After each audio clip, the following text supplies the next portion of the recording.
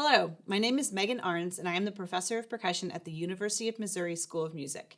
Today, I will be playing the excerpts from Set 4 for the Missouri All-State Band Audition. At the end of each excerpt, I'm going to provide some helpful tips for your practice sessions.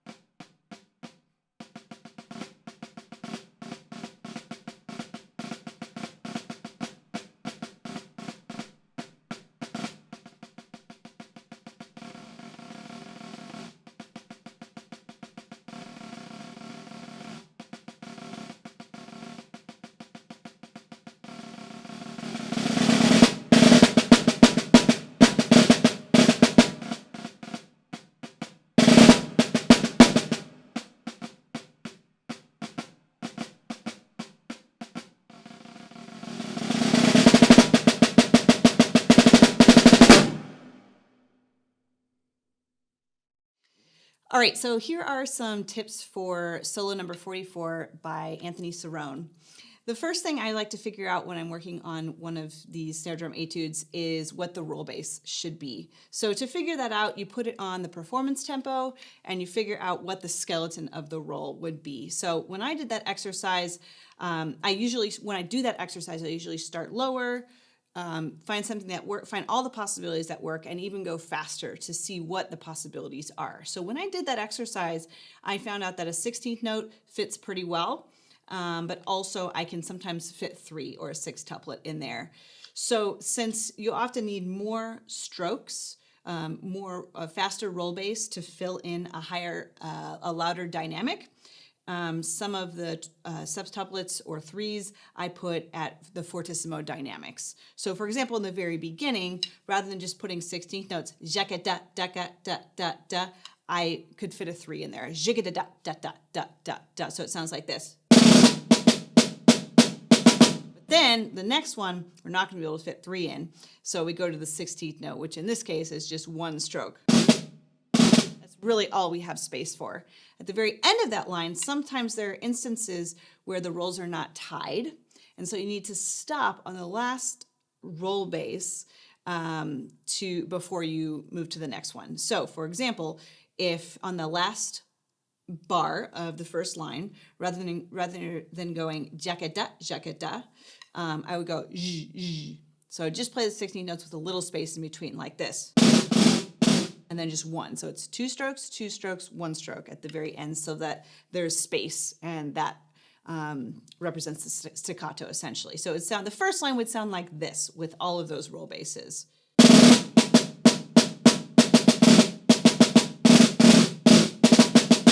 Okay, so you can then apply that to the rest of the solo. Another example would be line 3, 4, 5, 6, 7. Line 7, when you have that long roll, it's pianissimo. So we're definitely going to use 16th notes here. But rather than doing 2, 2, 2 for both bars, at the very end of this one, I'll do a 1. So I'll go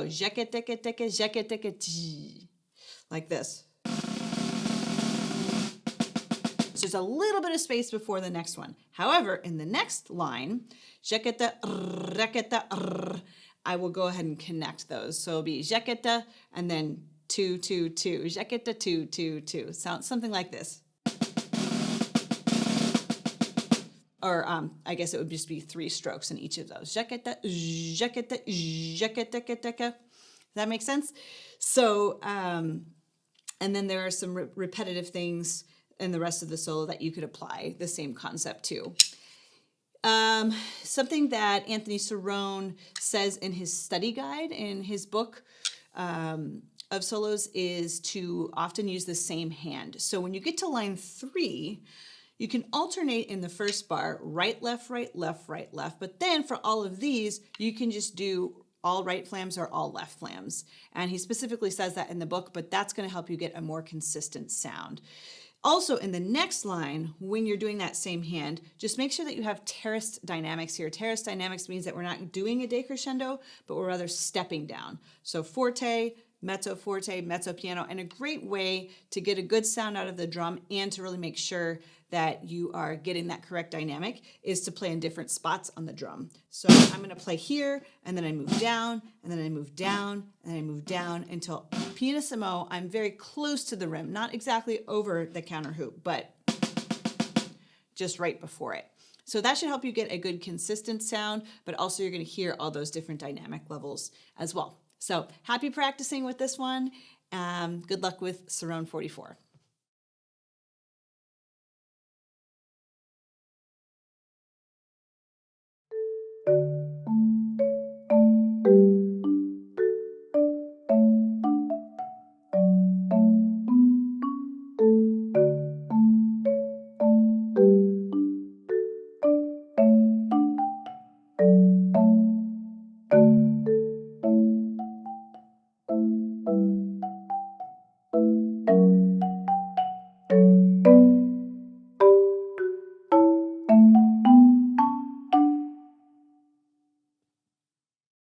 Okay, so for honor bound, one of the trickiest things in this excerpt is the accuracy.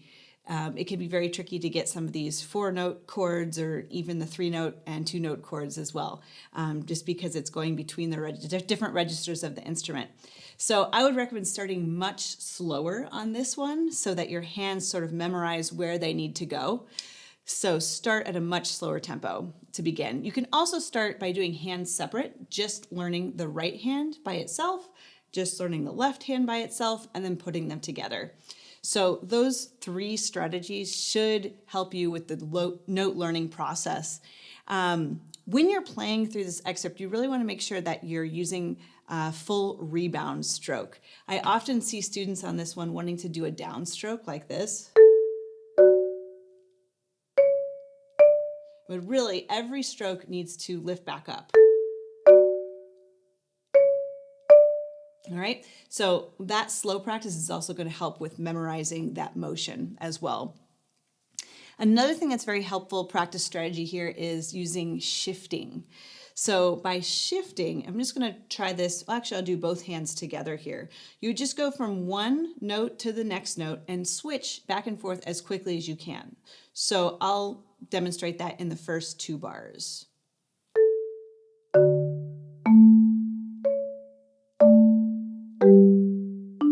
So you can notice that as soon as I finish playing one note, I move to the next note. And I can show you that just in one hand as well. And when you're actually playing this excerpt, it would be a little bit more fluid motion, but this is very helpful for practice because then your hands are going to memorize what to do. They're going to sort of almost automatically go to that next position, that muscle memory you're developing there. So shifting, the sticking is written into this one, so really make sure that you're following the 1, 2s, 3s, and 4s. Sometimes it's not exactly what you expect. At the very end, for example, in the left hand, it goes from 1, 1, 2, 2. Right? So just make sure that you're doing the correct stickings. They're there for a reason, and they're very helpful. So just make sure you've learned the correct stickings. And finally, there aren't a lot of dynamics in this one, but really make sure that you get that difference between forte in the first 2 lines and mezzo forte, and then the crescendo back up to forte to end out the excerpt. So I hope these practice tips are helpful as you're preparing honor bound.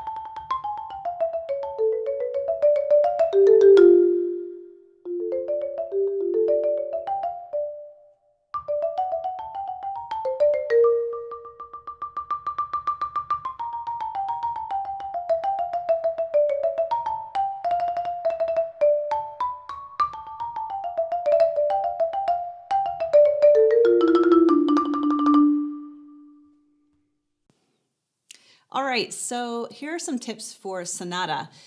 This is called Sonata in G minor, and it's actually the third movement from the Sonata for Flute and Harpsichord by J.S. Bach. And the tempo is written as allegro. So I chose to take this about 104. It's kind of a fast-spirited tempo, but not so fast that we're approaching vivace or something. So I chose 104. I thought that was a tempo that felt good to me. It's indicated here in this edition that you should roll everything over a quarter note. So this can get a little bit confusing because this wasn't written for our instrument, right? So it doesn't always feel as easy as it would be for another instrument that can just sustain a note. So what I did for this is actually I went in and I wrote slash marks on all the quarter notes or above. Because for example, in the beginning, it's a 8th note tied to a 16th note. I kind of wanted to roll that at first, but according to the edition, we should really only roll quarter notes and above. So I actually, didn't write anything there, but then when we get to the second line and we get to the G in the 4th bar, that I put slash marks to that so I would know to sustain that. That just kind of helped me so I could just read it down rather than really think about that. I also wrote in several accidentals and stickings that were in addition to what the stickings that were already written in there. So I just want to give you an example. In line 4, second bar, the end of the second bar, that E should be a natural, E natural. So that's one that I kept going to the flat. So I actually wrote E natural there. And then in the next bar, the very last note, it goes back to E flat. So I wrote flat there. So just in the ones where it's switching a lot, it can be helpful to just write those in or highlight them or whatever your notation system is, just so as you're getting to know the piece that you don't accidentally learn it wrong. And then for stickings, I used most of the stickings that were written in this edition, but I also added a couple of my own. And for an example is in the 4th bar, or the 4th line, the first bar, I added a double right in the last 2 notes. So I'm starting my right hand alternating. I do add a right, right, so that I'm able to do left, right, left in the next bar rather than turn it this way. It doesn't really work very well. So that makes it a little more fluid for me. Right, and then I did the same thing in the 3rd bar. I start on the right hand, and I add a double right on the A and G. I always try to add my doubles when there's the smallest interval and it's not changing between registers. So that was a good spot for me, just from the A to G, and I'm not going, up to the accidentals or something. So if I can hide them in the smallest intervals that are closest together, that's where I tend to put my doubles. So that one looks like this. Rather than, it's just a little bit more fluid that way. So if there are other places in this solo that you find work better, there's one other one I wanted to point out, which is the very last line. I do a right, right in the very beginning, and then I add another right, right. That just kind of helps that whole passage flow a little bit better. As with the 4 mallet piece, I would also start this one much slower and really make sure that you're learning the right notes. Students tend to learn wrong notes, and then it takes a lot more effort to relearn the right notes. So I recommend just starting slow and really making sure that you're learning all the right notes and that your muscle memory is working with the right notes the first time through. So if you're working up to 104, that's great, but maybe start at 80 or wherever you're comfortable first reading it, and then work your way up to that tempo as you get closer to the audition. Good luck with your preparations.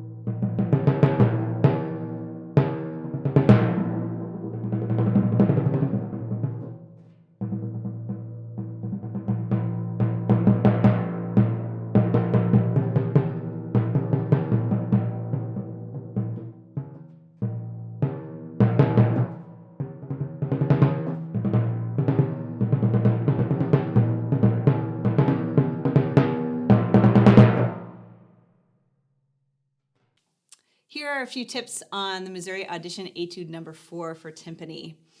So there's a note at the bottom of this etude that says care needs to be taken to ensure that the drums are muffled on each rest. So this is what I would first make sure that you have notated into your music. I always just put an X over those rests just to like make sure that I know what's going to be sustained and what is going to be muted, and make some decisions about what I'm going to do for that. So in the second line, for example, it's a little bit tricky because you have some resonance coming out of the line before.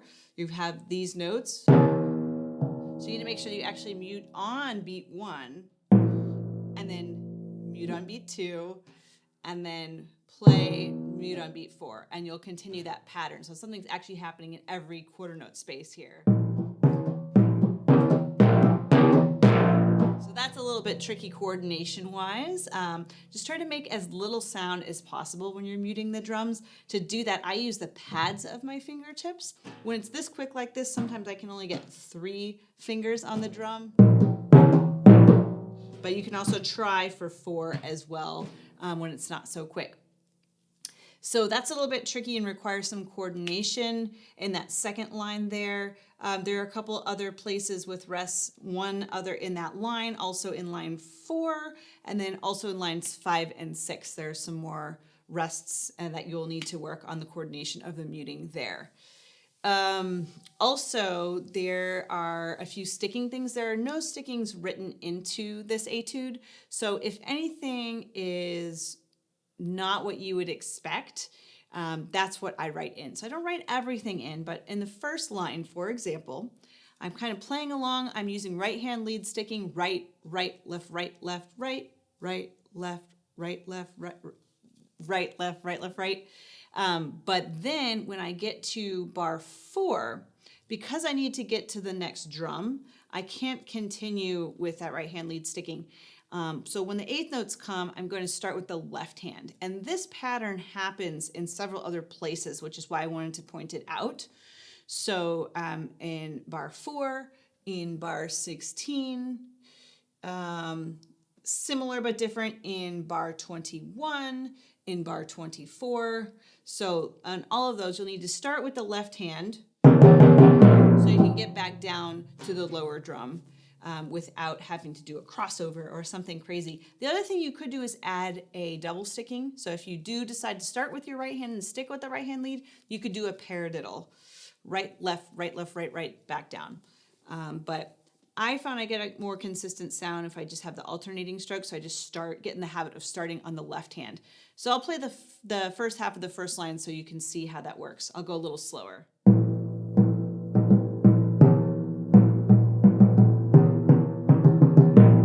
Right, so you see that extra left hand that I added in there. Also, sticking wise, you just might note that there are some right hand ones in that same way. So for example, bar 33. So you don't have to add any doubles if you just notate which hand that you're going to start on and make sure that it alternates between the two drums very nicely. You can always opt to do cross sticking, you can always opt to do doubles, but I find that if you can make it work with alternating, and you can in this etude, you can do that quite a bit. So just notate which one to start on. But in bar 20, I do a double right there. You should get right, right, left going into bar 21. So yeah, those are my biggest tips for this. Of course, you have the big ritardando going into the next section. What I would do is just practice both of these sections, the first 4 lines and the second 2 lines, almost as 2 different etudes, right? They're different tempos, they do relate. But if you learn both of them at their own tempos, then it's almost like connecting 2 short melodies or something, or 2 short tunes into a medley. So you can kind of learn each one separately, and then that ritardando will be very natural, because it should sound very natural, and it should just shift into that second tempo. So good luck preparing this timpani etude.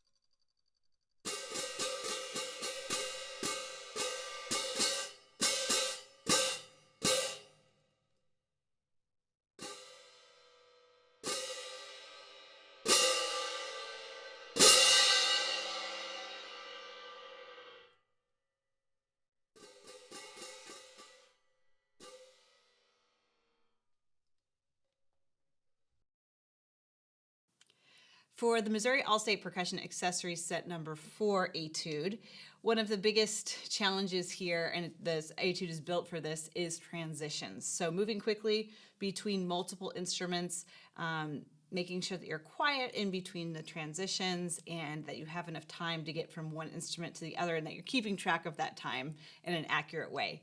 Those are I think that's one of the trickiest things of this Etude. I'm just going to give you a couple tips for each of the sections with that being said, but I think the best way to practice a transition is just to do it many times. So you know exactly where you're going. Also to set up the same way every time and set up in an efficient way. If you look at my setup, I've kind of got it how I can from left to right. So I've got going from tambourine to suspended cymbal, that obviously needs to be off the table, to suspended cymbal, and my mallets and my sticks for the suspended cymbal are right there. Then we're going back to bass drum, so I can just take my mallets from there, come over here, then I come over to triangle, and then crash cymbals. So if you can set that up in a way where you're not having to like jump back and forth between the setup, that is ideal. But also just practicing the motion of getting from one point to another is very important as well. So for the tambourine, I think the biggest thing here is that we have two different types of rolls. So just make sure you're aware of where it says shake rolls. When you're doing the shake roll, make sure that you're always starting and stopping it with your hand like this. So it's coming and going from different rhythms. And then also the thumb rolls. I actually am using my middle finger braced with my thumb for this. Either works. They both achieve the same effect. So I also add a little moisture to my finger, and I also have beeswax on my tambourine to kind of help me get that sound. So it takes a little bit of practice to get that technique if you haven't done it before. So spend some time with your tambourine learning how to do that if you haven't done that before. And then the rhythms are pretty straightforward.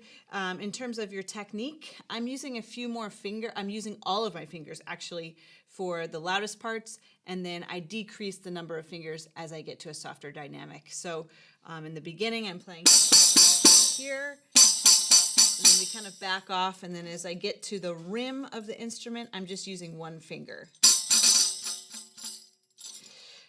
That kind of helps achieve a greater dynamic contrast. Then we move over to the suspended cymbal. Since this is written at forte with the stick, I actually use the shaft of the stick and the edge of the cymbal to get a bigger sound. You can try with the bead of the stick, but it's going to be a thinner sound. So I kind of chose that more complex sound for that. And then the mallet is pretty straightforward. Just make sure when you're muting that you mute the whole cymbal. So I would, as an auditionee, I would be very careful about where the rests are and mute appropriately. So for example, at the end of the drumstick one, it's only an 1/8 note value. So we're going to choke it pretty quickly versus the end of the mallet one. It's a dotted 1/4 note value. So just make sure those are little details that can be really, really helpful and that make sure that you're playing it very accurately. Moving over to the bass drum, you need to roll, so you need 2 mallets. I like to hold it at traditional grip because of the angle of my bass drum. It's totally okay if you want to use match grip as well. Either of those work just fine. Since it's a slower tempo, for all the single strokes, I'm using the same hand for consistency of sound. Right? So just the difference between my strokes, but also the placement on the drum, so I can get a more consistent sound by playing with just one hand in the beginning there. And then at the end of the rolls, this is a little bit tight here, but if you can get to the other side of your bass drum to mute both heads, that is ideal.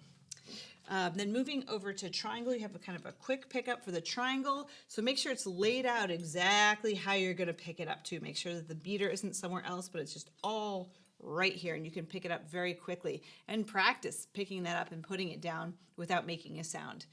The rolls here are a little bit tricky because they're so soft. So you've got one at mezzo piano, then pianissimo, then back to forte. So you're kind of covering the whole gamut with these rolls.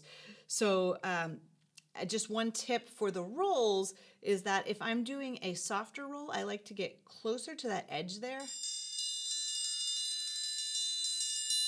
And if I'm forte, I cover more area of the triangle. It just gives me a little more space to get more sound. I'm using sort of a medium to small beater here so I can get that soft sound, but it still gives me some oomph for the louder sounds. Same for cymbals. I chose some small to medium sized cymbals. If you use large cymbals and you have to play at piano and pianissimo, it's going to be very hard to control. So I'm actually using 16-inch classic orchestral medium light Zildjians. I think 17s would be really good as well. I think 16s or 17s. I started with 18s and it was really hard to control. So if you have the option at your school, I would shoot for 16 or 17-inch diameter cymbals. And yeah, so we've got regular crashes, we've got choked crashes, we've got piano crashes, and we've got fortissimo crashes. So again, the whole gamut of suspended cymbal playing here, of crash cymbal playing here.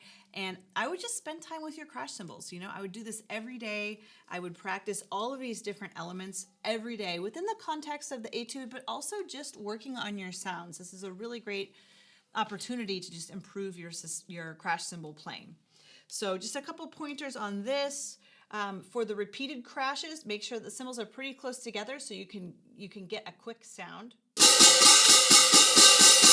Okay, so I'm not moving really far apart. They're really close together. I'm also enacting both arms here. I'm not just doing the top arm, but both of them are working together. Then when we get to the chokes, make sure that you're close to wherever on your body is going to mute the cymbals quickest. Usually that's the gut. So don't come up here or down really far, and don't get really wide either. I would just stay in a very, very, very small area. That's going to allow you to mute the sound the quickest. And then this next part's really fun. You just get to demonstrate your big cadential crashes. So for those, make sure that you're not getting any air pockets. That's the most common problem with crash cymbal playing and these cadential crashes, but just shoot for a really nice blossoming sound for each one.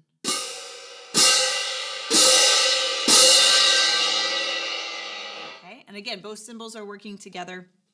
And then the hardest part is at the very end there. You just got to get really close, and then you have to mute again. So it's very important that you're very close to your body again. So I think for this one, it's all about your comfort with the crash cymbals, but also the positioning on your body and the positioning of the two cymbals against each other and how they're working together. So I hope those are some tips for the accessory etude, and good luck in your preparations. If you'd like more information about the University of Missouri School of Music or about the Percussion Studio, please check out our website in the description below.